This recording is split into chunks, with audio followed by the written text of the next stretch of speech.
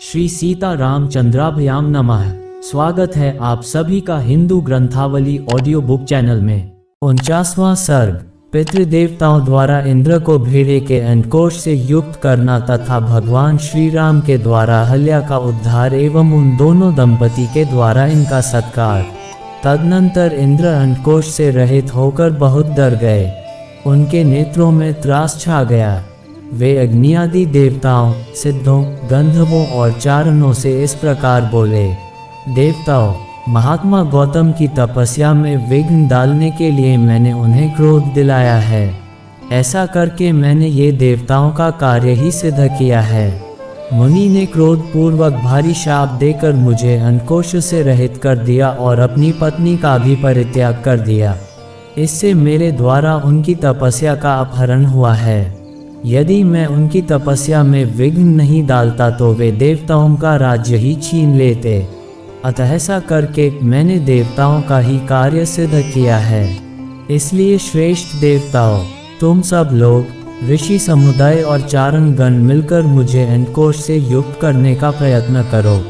इंद्र का यह वचन सुनकर मरुद्गणों सहित अग्नि आदि समस्त देवता कव्यवाहन आदि पितृ देवताओं के पास जाकर बोले, पितृगण, यह आपका भेड़ा अंडकोश से युक्त है और इंद्र अंडकोश रहित कर दिए गए हैं। अतः इस भेड़े के दोनों अंडकोशों को लेकर आप शीघ्र ही इंद्र को अर्पित कर दें। अंडकोश से रहित किया हुआ ये भेड़ा इसी स्थान में आप लोगों को परम संतोष प्रदान करेगा।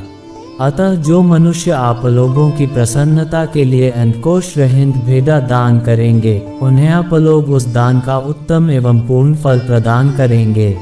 अग्नि की यह बात सुनकर पितृदेवताओं ने एकत्र हो भेड़े के अंडकोशों को उखाड़कर इंद्र के शरीर में उचित स्थान पर जोड़ दिया। ककुत्स्थनंदन श्री राम। तभी से वहां आए हुए समस्त पितृ देवता अंडकोश रहित भेड़ों को ही उपयोग में लाते हैं और दाताओं को उनके दान जनित फलों के भागी बनाते हैं।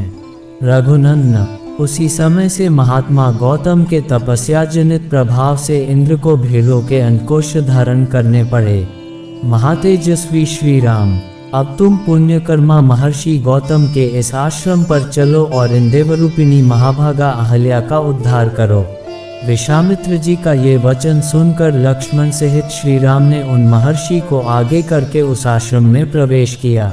वहां जाकर उन्होंने देखा महासौभाग्यशालिनी अहल्या अपनी तपस्या से देदीप्यमान हो रही हैं। इस लोक के मनुष्य तथा संपूर्ण देवता और असुर भी वहां आकर उन्हें देख नहीं सकते थे। उनका स्वरूप दिव्य था। विधाता ने बड़े प्रयत्न से उनके अंगों का निर्माण किया था। वे मायामयी सी प्रतीत होती थीं। धूम से घिरी हुई प्रज्वलित अग्निशिखा सी जान पड़ती थीं। ओले और बादलों से ढकी हुई पूर्ण चंद्रमा की प्रभा सी दिखाई देती थी तथा जल के भीतर उद्भासित होने वाली सूर्य की दुर्धर्ष प्रभा के समान दृष्टिगोचर होती थी। गौतम के शापवश श्री रामचंद्र जी का दर्शन होने से पहले तीनों लोकों के किसी भी प्राणी के लिए उनका दर्शन होना कठिन था।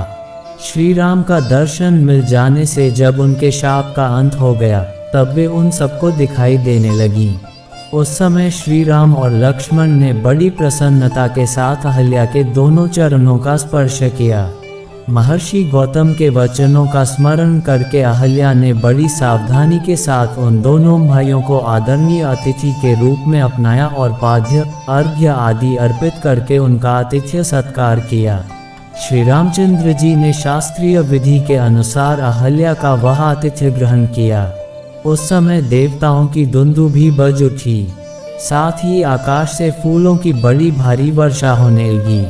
गंधर्वों और अप्सराओं द्वारा महान उत्सव मनाया जाने लगा। महर्षि गौतम के अधीन रहने वाली अहल्या अपनी तपशक्ति से विशुद्ध स्वरूप को प्राप्त हुई। ये देख संपूर्ण देवता उन्हें साधुवाद देते हुए उनकी भूरी भूरी प्रशंसा करने लगे। महातेजस्वी, महातपस्वी गौतम भी अहल्या को अपने साथ पाकर सुखी हो गए। उन्होंने श्री राम की विधिवत पूजा करके तपस्या आरंभ की। महामुनि गौतम की ओर से विधिपूर्वक उत्तम पूजा आदर सत्कार पाकर श्री राम भी मुनिवर विश्वामित्र जी के साथ मिथिलापुरी को चले गए। इस प्रकार श्री वाल्मीकि निर्मित आर्ष रामायण आदि काव्य के बालकांड में 49वां सर्ग पूरा हुआ। 49।